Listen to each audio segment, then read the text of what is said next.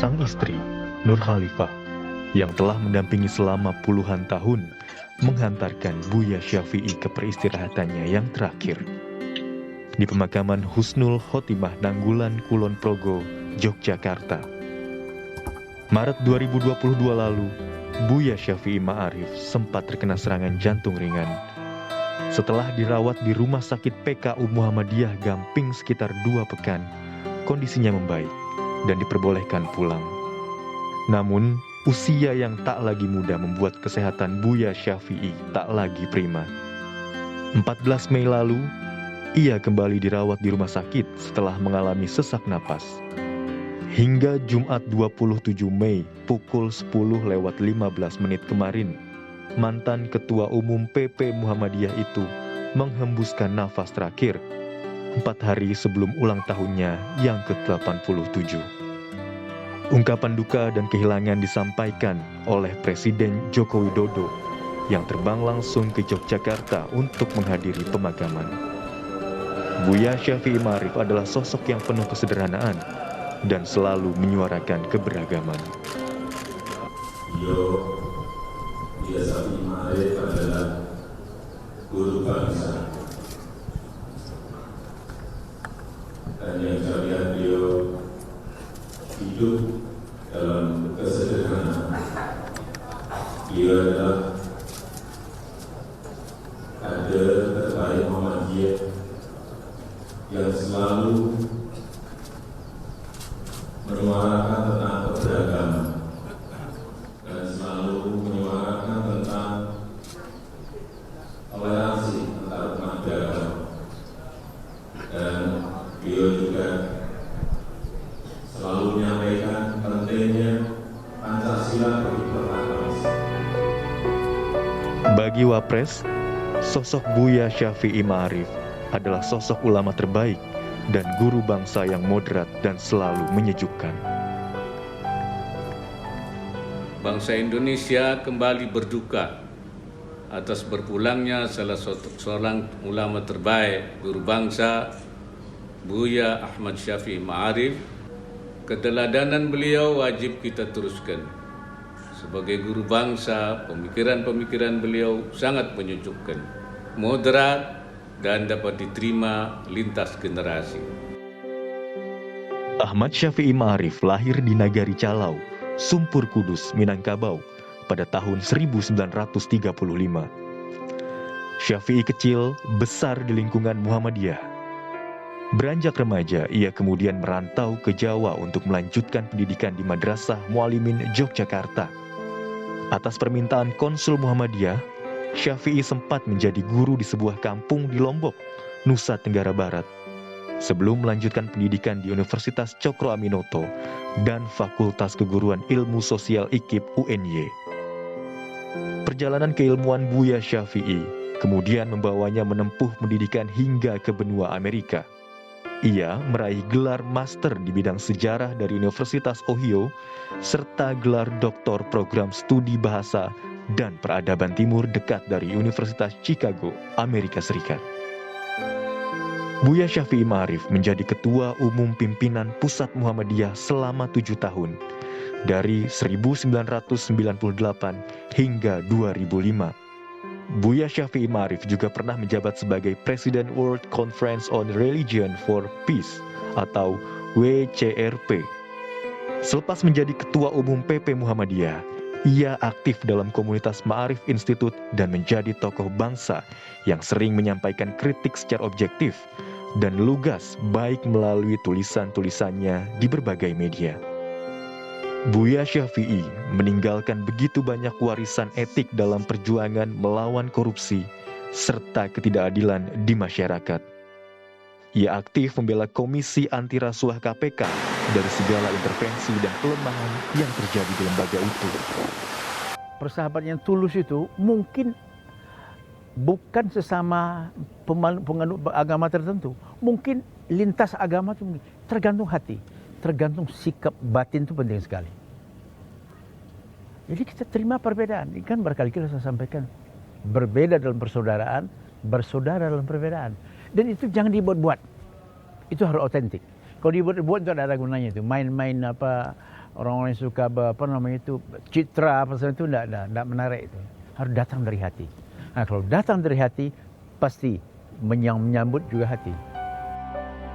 Di luar soal KPK, Syafi'i juga jadi panduan untuk masalah moral dan etika di masyarakat. Buya juga kerap menyuarakan tentang pluralisme dan toleransi antar umat beragama. Tim Liputan, Kompas TV.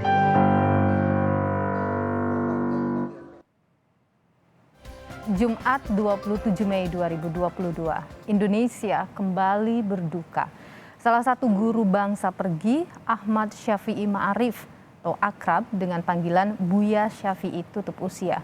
Buya Syafi'i semasa hidupnya dikenal sebagai pribadi yang berintegritas. Baginya, kebenaran adalah pedoman yang harus ditegakkan. Buya Syafi'i juga aktif menyuarakan pluralisme serta toleransi antar umat beragama. Lantas, saudara, seperti apa sosok Buya Syafi'i di mata para tokoh bangsa? Kita perbincangkan hal ini, sudah hadir melalui daring di Sapa Indonesia akhir pekan pagi hari ini. Ada Direktur Gus Durian Indonesia, Alisa Wahid. Selamat pagi, Mbak Alisa. Selamat pagi, Mbak. Sehat selalu, Mbak. Alhamdulillah sehat, Mbak. Ya, dan juga ada anggota Dewan Pengarah BPIP, Ricard Bagun. Selamat pagi, Pak Ricard. Selamat pagi. Sehat selalu, Pak Ricard? Sehat. Sehat, syukurlah. Saya ingin ke Pak Ricard dulu karena Pak Ricard ini kan sama-sama di BPIP ya, Dewan Pengarah BPIP dengan Buya Syafi'i. Kapan terakhir kali mungkin berkomunikasi dengan Buya Syafi'i, Pak Ricard? Ya, selama COVID jarang ketemu, tetapi lewat daring dalam diskusi yang terbuka.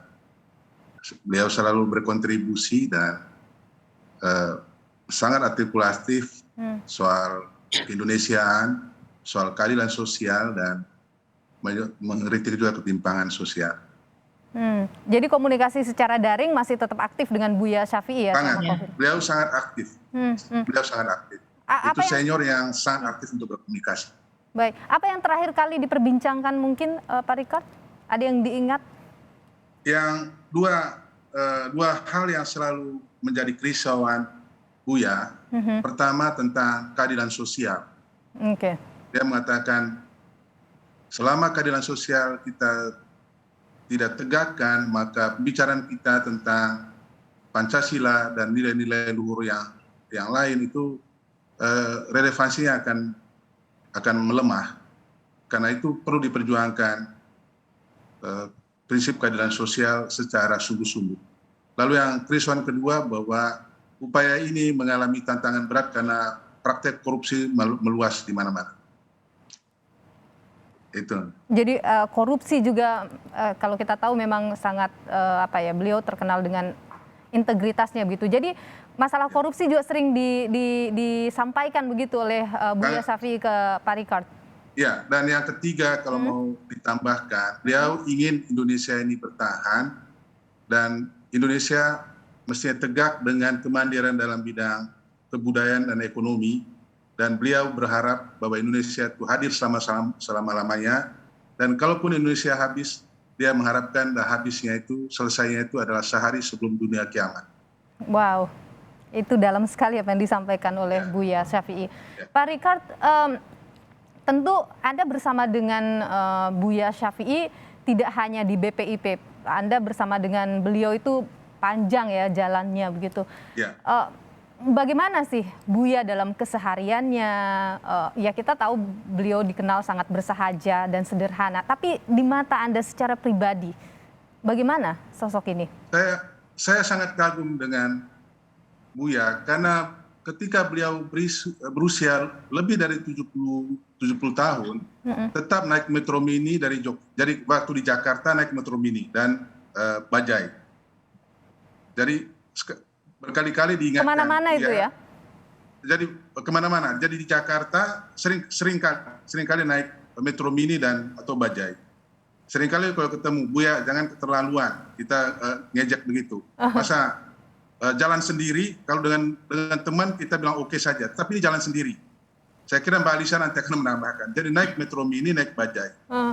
Kemudian satu kali dia diajak juga ke ada studio kecil di sini, apartemen kecil sekali, ukuran studio. Saya tidak tanya apakah itu sewa atau milik, saya tidak tahu. Tapi beliau kan mau hidup sederhana, jarang tidur di hotel. Lalu ada studio kecil, saya tidak perlu sebut ke tempatnya karena benar-benar bagi saya mengagumkan.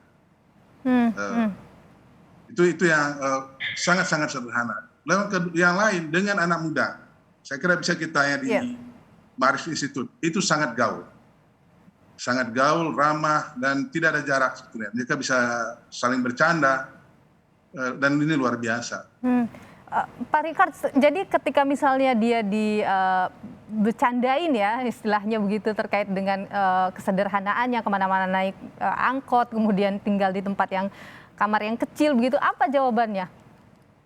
Dia tidak pernah menjawab, ketawa saja lalu tepuk bahu lah. Jadi seorang tua yang selalu ramah dan ketawa itu kan khas sekali dan antusias.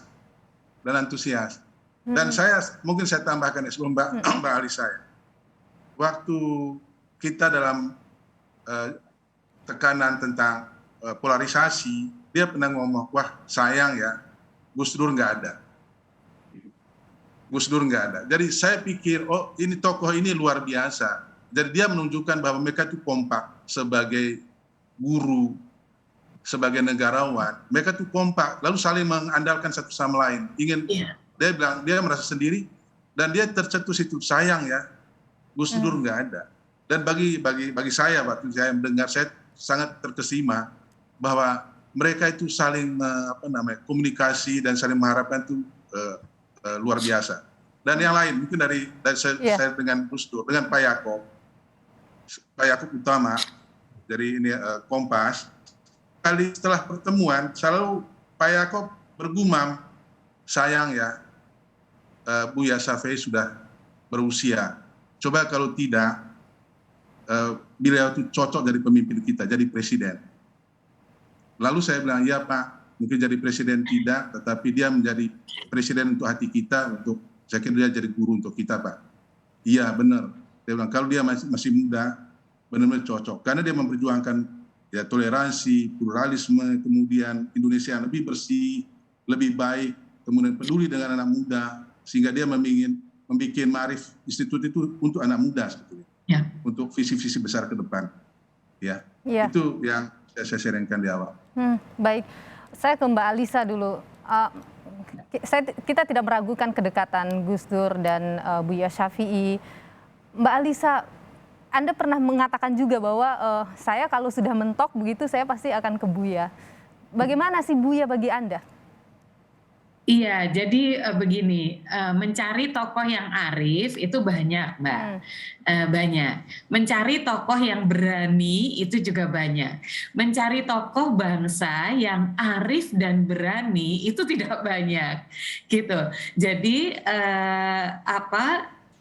Buya dan Gus Dur itu dua-duanya arif dan berani, begitu.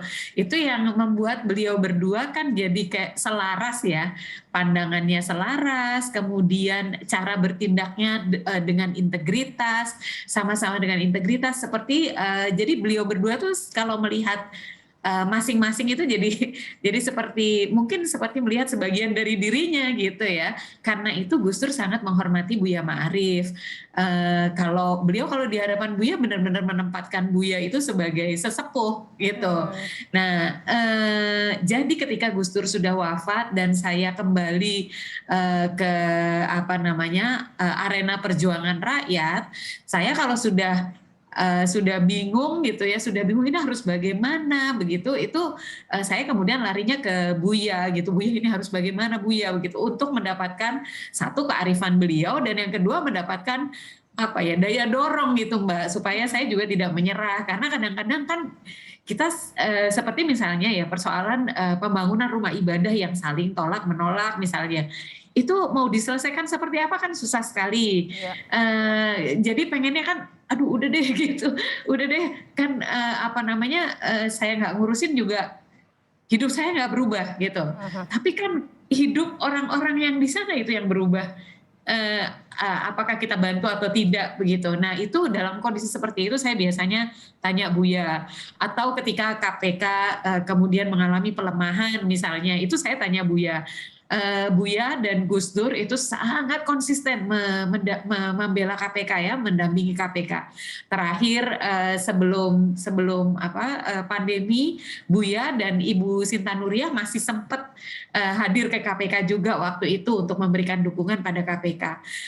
Tapi yang paling penting buat saya ada dua. Yang pertama, bagaimana Buya itu menjadikan Muhammadiyah itu mikot atau tempat berangkat untuk merawat Indonesia. Dan itu persis seperti Gus Dur menjadikan NU sebagai tempat berangkat untuk merawat Indonesia. Ini yang bagi saya pribadi ya, kenapa saya kalau ada apa-apa itu kemudian udah bingung, itu pasti akan larinya ke Buya ya karena itu. Supaya kemudian didorong-dorong, jangan menyerah, ini Indonesia harus dirawat, Alisa harus begini, Alisa. Itunya tuh kalau percakapan dengan Buya itu lebih galak daripada Gus Dur, Mbak.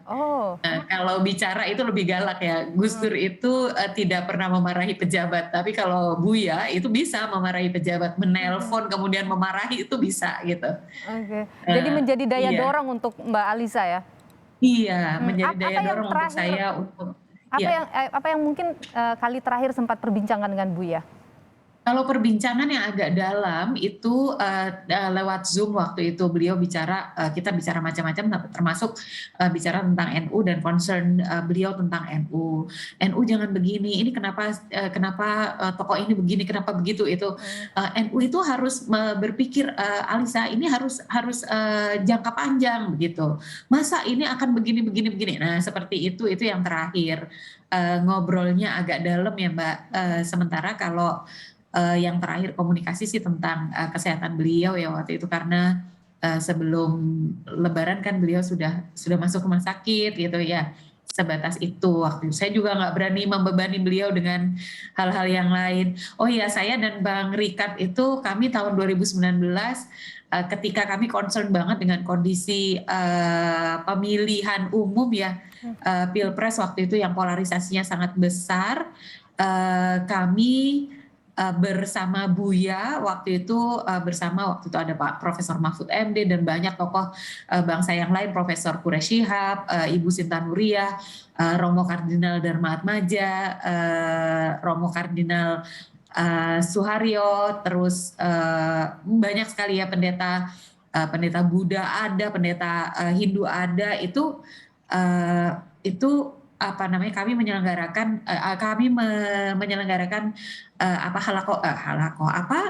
perjalanan kebangsaan itu bersama Buya. Beliau orang yang pertama kami sowani. Saya ingat banget bersama Pak Mahfud waktu itu menyowani beliau, itu orang pertama yang kami tanya kesediaan beliau ini harus bagaimana dengan kondisi yang sekarang, dan akhirnya kami membuat yang namanya Gerakan Suluh Kebangsaan waktu itu Mbak, mempromosikan semangat kebangsaan apapun yang terjadi dalam pemilihan presiden begitu. Iya, kita tahu beliau selalu merekatkan kita semua ya dengan melalui pemikiran apa sih, mungkin pertanyaannya begini, kehilangan seorang Buya Syafi'i bagi bangsa ini berarti apa? Kehilangan apa kita? Apa dampaknya? Utamanya juga legasinya mungkin untuk anak muda. Kita tahu Buya meskipun berusia lanjut tapi pemikirannya dan dia selalu juga mengikuti zaman. Nanti kita akan bahas ya usai jeda berikut ini. Tetap di Sapa Indonesia akhir pekan.